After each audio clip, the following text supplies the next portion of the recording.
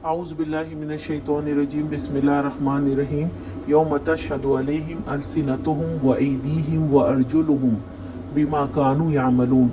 वो उस दिन को भूल ना जाए जबकि उनकी अपनी ज़ुबानें और उनके लिए अपने हाथ पाँव उनके करतूतों की गवाही देंगे।